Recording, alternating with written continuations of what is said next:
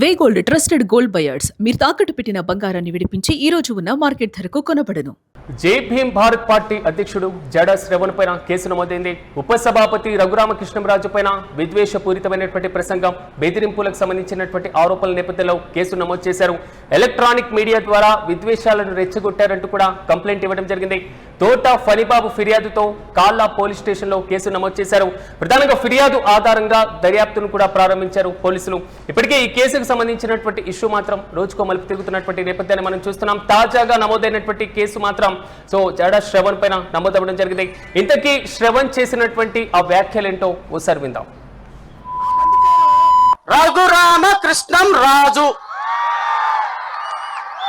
నేను ఈ వేదిక నుంచి చెప్తున్నా, మిస్టర్ రఘురామకృష్ణం రాజు, నేను లిల్లీ పుట్టే. ఎందుకంటే కోస్తే 3 ఊళ్ళకి సరిపోయే నీ ముందు ఎవడైనా లిల్లీ పుట్టారా? బొగడం ఎవడైనా లిల్లీ పుట్టే. నీకు ఛాలెంజ్ చేసి చెప్తున్నా. ఇక ఇదే అంశంపై మరింత సమాచారం మా ప్రతినిధి వెంకట్ అందిస్తారు. వెంకట్ చెప్పండి, తాజాగా మరో కేసు నమోదైంది. ఒకే వేదికపై నుంచి చేసినటువంటి కామెంట్స్ తో జడా శ్రవణ్ కి సంబంధించి పూర్తి డీటెయిల్స్ ఏంటి?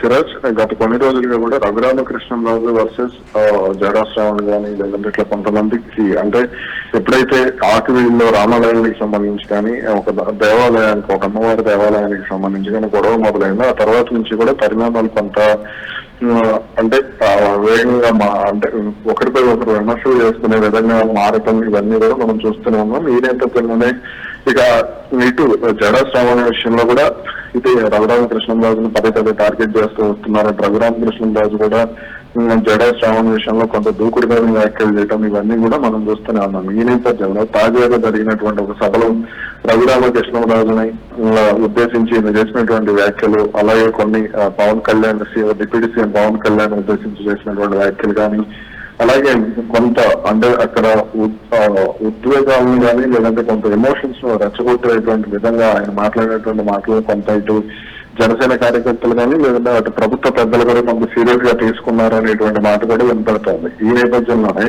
ఇక్కడ కేసు అయితే నమోదు చేసినట్టుగా తెలుస్తోంది. కాల్లా పోలీస్ స్టేషన్ లో ఫనీ అనేటువంటి వ్యక్తి ఇచ్చినటువంటి ఫిర్యాదు మేరకు దీంతో మరి ఆయన అదుపులోకి తీసుకుంటారో లేదా అనేది తెలియాల్సి ఉంది. అయితే ఆయన కూడా లాయర్ కాబట్టి మరి ఈ విషయంలో ఏ విధంగా ముందుకు వెళ్తారనేది చూడాలి.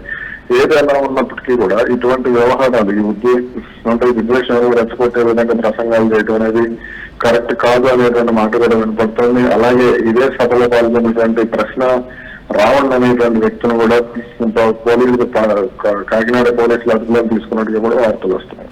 అంటే దీనిపైన అంటే కేసు నమోదుపై ఇప్పటి వరకు శ్రావణ్ ఏమైనా స్పందించడం జరిగిందా వెంకట్? దానికి సంబంధించి త్రిబులార్ అయినా స్పందించారా ఈ అంశానికి సంబంధించి?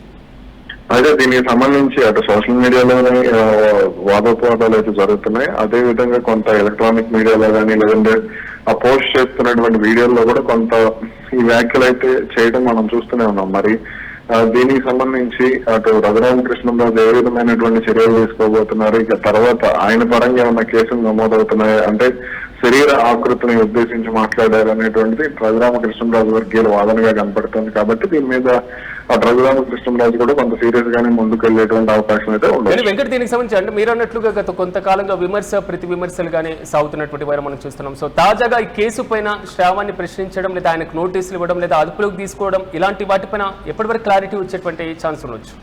2-3 రోజుల్లో దీనికి సంబంధించి పోలీసులు అయితే నోటీసులు జారీ చేసేటువంటి అవకాశం కనబడుతుంది. నోటీసులు జారీ అయిన తర్వాతనే ఆయనపై చర్యలు తీసుకునేటువంటి అవకాశం అయితే ఉండొచ్చు. అయితే మరి దీనికి సంబంధించి రఘురామకృష్ణంరాజు వర్గీయులు కూడా మరో కేసు నమోదు చేసేటువంటి అవకాశం ఉంది అనేటువంటి ప్రచారం కూడా గట్టిగానే జరుగుతుంది. మొత్తం మీద జై భీమ్ భారత్ పార్టీ అధ్యక్షుడు జడా శ్రవణ్ పైన తాజాగా కేసు నమోదైంది.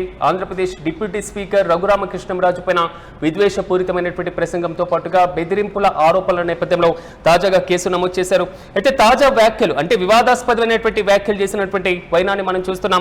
ప్రధానంగా దళిత క్రైస్తవ సమర శంకారామం సభలో జై భీమ్ రావు భారత్ పార్టీ అధినేత జడా శ్రవణ్ కుమార్ పాల్గొన్నారు. ఇదే వేదికపై నుంచి ప్రశ్న రావణ్ కూడా పలు కీలకమైనటువంటి విద్వేషపూరితమైనటువంటి ప్రసంగం చేశారు అనేటువంటి ఆరోపణలతో ఆయనపైన కూడా కేసు నమోదు చేశారు. ఆయన కూడా ఇప్పటికే ఏపీ పోలీసులు అదుపులోకి తీసుకున్నటువంటి వైనాన్ని మనం చూస్తున్నాం.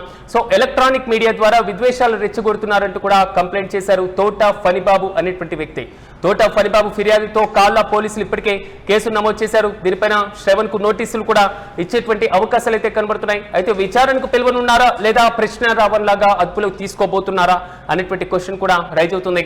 ఫిర్యాదు ఆధారంగా పోలీసులు అయితే దర్యాప్తును ప్రారంభించారు. దర్యాప్తును కూడా వేగవంతం చేసినట్లుగా తెలుస్తుంది.